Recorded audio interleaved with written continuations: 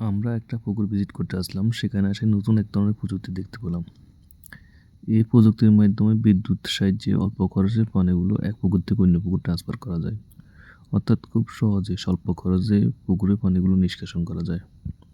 এটা মূলত এদের নিজস্ব তৈরি একটা মেশিন এবং এর জন্য আলাদা একটা বোর্ড তৈরি করছে। পুকুরের যে উম থাকে রেগুলেটর সেটাকে তৈরি করছে এবং কারেন্টের মাধ্যমে আলাদা একটা পাওয়ার বোর্ড তৈরি করে সেখান থেকে কারেন্টের মাধ্যমে এই মেশিনটা চালানো হয়।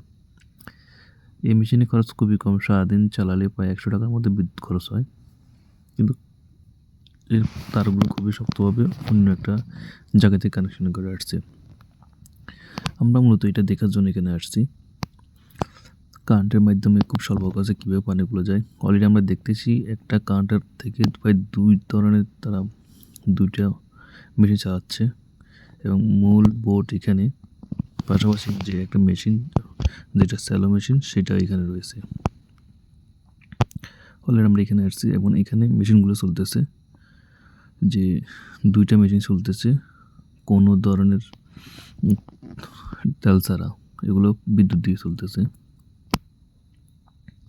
এই মেশিনগুলো সম্পূর্ণ কারেন্টের মাধ্যমে চলে এবং এখানে খুব কোনো ধরনের মেশিন ব্যবহার করতে হয় না। আমরা যে মেশিনগুলো হয় সেগুলো খুবই ওজন, সেগুলো আনতে ৫ জন লেবার থাকে। এখানে জাস্ট একটা পুকুরে পাইপ দিয়েছে, ওই পাইপটা অন্য একটা পুকুরে দিয়েছে, সেখান থেকে চলতেছে। এখানে কোনো ধরনের অন্য ধরনের কিছু লাগে নাই, কোনো মেশিন কোনো কিছু প্রয়োজন নেই। জাস্ট ওইখান থেকে যে মূল বোর্ড ছিল সেখান থেকে কারেন্টের লাইন দিয়ে এখানে আছে। এটা তাদের নিজস্ব একটা আবিষ্কার প্রযুক্তি। আমরা এটা খুব রিসার্চ করতেছি, রিসার্চ করে এটা আমরা আমাদের পুকুরে ব্যবহার করব। ওনারা এখানে একটা ইঞ্জিনের মাধ্যমে এই জিনিসটা ড্রয়িং করে নিয়ে এসে এটা চালু করছে।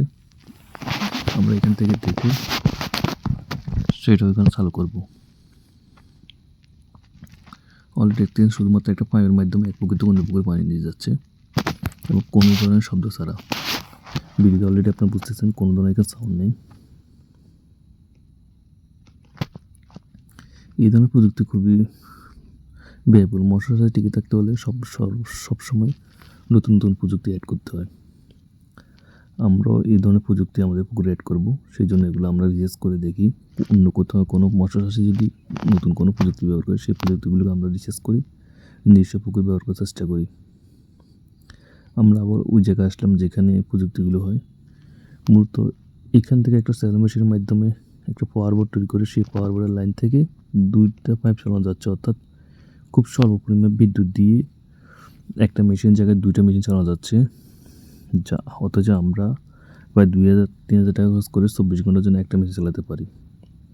এই পাওয়ার কন্ট্রোলগুলোর মধ্যে বেশ কিছু শক্তিশালী জিনিস আছে যার জন্য চলতেছে এবং একটা স্যালো মেশিনকে কোনো লাইন ছাড়া রেখে দেওয়া হয়েছে। আমরা খুব শীঘ্রই আমাদের পুকুরে এই প্রযুক্তি ব্যবহার করব এবং এদের যে স্থানীয় লোক আছে তাদের সাথে কথা বলে সেখান থেকে সব ধরনের পরামর্শ নিয়ে প্রযুক্তি ব্যবহার করব এবং এই নতুন প্রযুক্তি ব্যবহার সম্পর্কে আপনাদের পরবর্তী ভিডিওতে বিস্তারিত জানাবো।